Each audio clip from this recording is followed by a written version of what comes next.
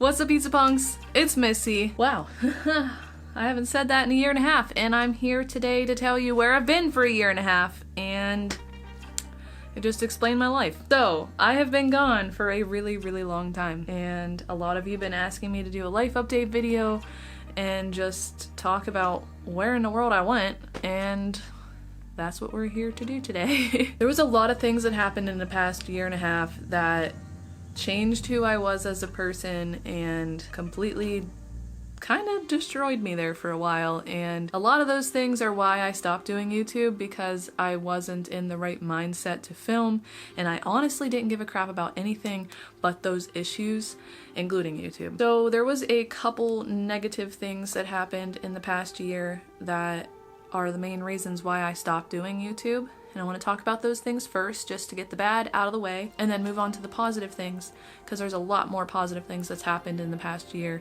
than negative. So we're just gonna rip that off like an old band-aid and move on with it. So the first negative thing, if you can even consider it negative, that happened is the kid that I was dating in my last videos, I am no longer with. I'm not gonna mention his name. If you know, you know. If not, you don't. He's like Beetlejuice. If you say his name one too many times, he will pop back up into your life and try to destroy it. Believe me, it's happened. So we're not gonna do that again.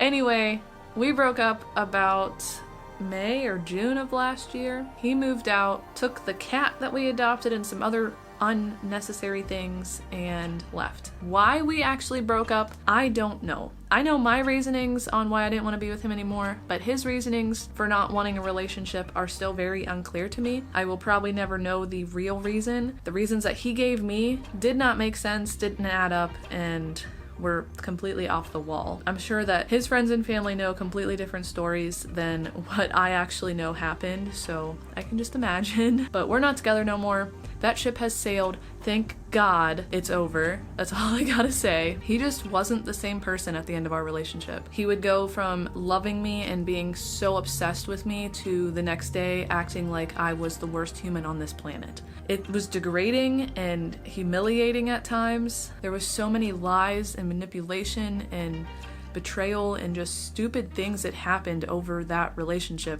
that I can't even get into it. But I don't want to say too much because I'm not here to degrade somebody or talk bad about them, whether they deserve it or not. Just want to move on. So that is done, thankfully. Glad that chapter is closed and I can move on with my life now. So the next thing that was a negative thing that happened in my life went on for 2.5 years and literally almost killed me. It's still kind of hard for me to talk about this because I still deal with the aftermath of it. It's still kind of fresh, so I don't want to talk about this too much. I hope one day I have the confidence to talk about it in its own video, but I struggled with a very bad drug addiction for 2.5 years, and that was probably the biggest reason I stopped doing YouTube, because I was only focused on doing that drug. I don't want to say what it was just a really bad, really bad drug. The fact that I'm standing here today telling you about it is probably the biggest accomplishment in my life, because I almost died so many times because of it. My ex introduced me to it at the beginning of our relationship before we even started dating, told me that it would change my life and make me super happy because I was going through a really rough time at then. It made my life different, but it surely didn't make me happy. I mean, I thought I was happy there for a while, but it was just destructive. So he got clean from it once we started officially dating, and I was unable to get clean. I got so addicted to it that after about a year, I had to go to rehab. I was in rehab for 3 months, I do believe, and then did outpatient rehab, which is where I live at home, but have to go to classes 3 times a week at my rehab place. And if I didn't go to those, they would put me back in rehab. After I got out of rehab, I was good. I was going strong and everything, and then all the bull crap that happened with our relationship ending, and then something stupid happened that I can't remember exactly why, but I ended up relapsing. I was about 6 months clean when it happened. They always told us in rehab, if you relapse, it's gonna be a lot worse than your actual beginning addiction. And let me tell you, it was a lot freaking worse. I ended up overdosing 3 times and almost died. I didn't go back to rehab because I was one, afraid to tell anybody that I relapsed, and two, didn't want to, because everything else that was going on in my life I would have destroyed even more, because you have to like stop your job, you can't pay your bills, like all that stuff. It just would have ruined it, and I didn't want to put all that stress back on my family again. There was a lot of positive things that happened that helped me get out of that hole, and I am grateful for those things that helped me climb out, because if those wouldn't have happened, I probably would not be here today. Like I said, the fact that I'm standing here telling you about this today is amazing to me, because I should not be here. I should be 6 feet under. On top of dealing with that addiction, I was also struggling with anorexia. Before I went to rehab, I was about 110 pounds, which is 10 to 15 pounds underweight for my body size. My lowest was probably about 100 pounds if I was lucky. I wasn't allowed to own a scale after I came home from rehab for that reason. I have no idea what my lowest was, but I can tell you that I had to wear children's clothes and they were baggy on me. Literally looked like death because of the effects of the drugs I was on and the anorexia. It was disgusting and I couldn't see it. Thankfully, today I'm a lot chunkier. Well, not that much chunkier, but I'm healthier and happier and doing a lot better. I have been clean for a while now. I don't really want to say how long, but I've got some clean time under my belt, and I'm doing strong. Haven't had any issues with wanting to use again. Eating disorder wise, still struggle with that a little bit, but not as much. Everything's been going good. So those were the two really, really bad things that took me away from YouTube, took me away from life in general. Now that that's gone, I finally convinced myself that it's time to get back into YouTube because it made me happy. And going through an addiction, especially with the drugs I was using, it kills parts of your brain that makes happiness. And finding things that make you happy after going through that is really, really hard. YouTube used to make me super happy, so we're gonna try this and see if it helps. So, on to the positive things, because I don't want to talk about those negative things anymore, because they're bad. Mainly all this stuff is from last year. So after I got home from rehab, my ex and I found a lady down the road from us that had kittens, and we got another kitty. He is my baby. His name is Donnie. He's a tuxedo cat. I absolutely love this darn cat. He's a mama's boy. He always cuddles with me and gives me kisses, and he definitely helped me when I got home from rehab because it gave me something to do and to take care of, because he was a kitten. He was only like this big when I got him. When my ex moved out, he took the cat, and Donnie was really lonely and sad and looked for his friend all the time, so I ended up adopting another kitty from another lady that was close by. His name is Kevin. He's a couple months younger than Donnie. He's a little ginger cat, and he is crazy. He's rambunctious and wild and will destroy my house in like 5 minutes. They're my babies, and literally through everything that I've gone through in the past year, if I didn't have those cats, I don't know what I would have done. Because after my ex moved out, I lived by myself for probably 8 months. They were what kept me sane. They were my company and they were my best friends. They're still my best friends in my company, but here soon I'd like to film a video introducing them to you guys because I know you'll love them. They both have huge personalities, and so I got 2 kitties, Donnie and Kevin. So right after I got out of rehab, I obviously had to quit my job at the grocery store. My outpatient rehab lasted 3 months, so I was unemployed for 3 months. At the end of that, my ex got me into where he worked, and that is an aluminum extruding company.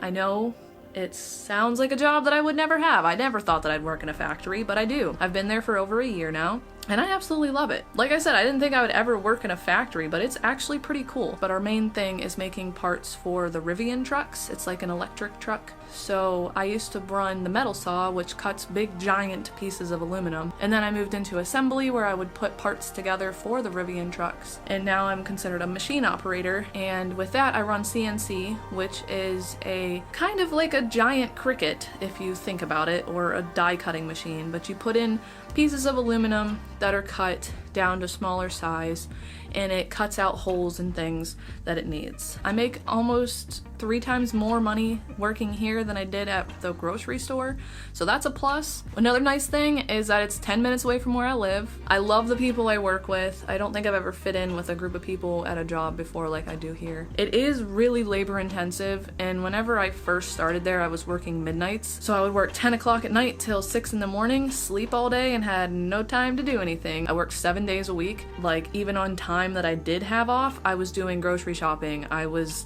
taking care of the house, the cats, like life things, and YouTube just wasn't a part of that. But now I'm on 12-hour shifts and we only work a couple days a week, so I got plenty of time. And I'm on mornings, so I don't have to sleep all day anymore. I can do normal human life things. The next big thing was I moved out of my apartment that I was living with my ex in. I moved back to my hometown. I'm 3 minutes away from my mom, and it's an actual house. This is my first actual house. I've only lived in apartments. It's a really nice house. I'm proud of it. It's got 3 bedrooms, 1 bathroom. It's got a decent basement.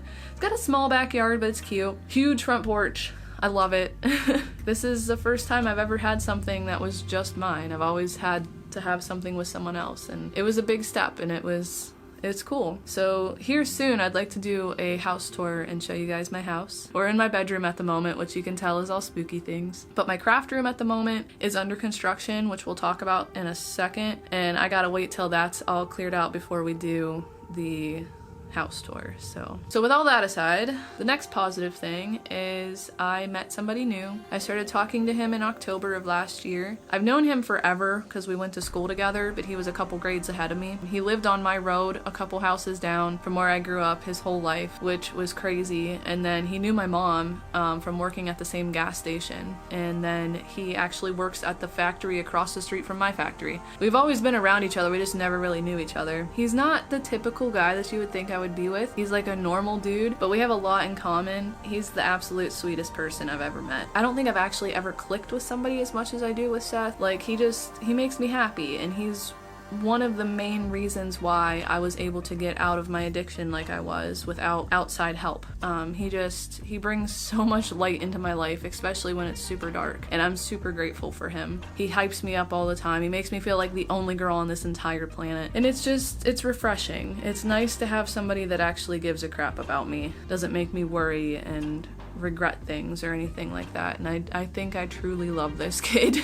I'll do a video where you guys can meet him soon. He's really goofy and weird, and that's probably another reason why I love him so much. We actually started dating in November, and after he asked me about 17 times to be his girlfriend, and I shot him down every time.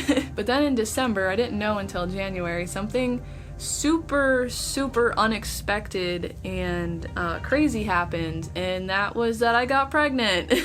So I am 9 months pregnant right now with our son. I will show you my belly here in a minute. You're probably gonna look at my belly and say you're not 9 months pregnant, but I can assure you that I am literally could go into labor during this video. I'm not kidding you. I have like 2 weeks left. I forgot to take a video of my belly, so here it is. I have the waistband of my shorts pulled up, but there's my belly. A lot of people told me like that it was an awful thing that happened because we weren't together very long, and like they're like, oh, your relationship's gonna fail, it's gonna be awful, blah blah blah blah blah. And I think it actually brought us together closer. I don't think there's another man on this planet that is as excited as Seth is for our baby. He is gonna be the best father ever out there. We're both excited. But I'm almost 30 years old, and I really wanted kids, and I don't have the heart to abort a baby for that type of reason. That's why we decided to keep him. It is a little boy. His name is Elliot James. He's taking his daddy's last name. So I'm gonna be a mama.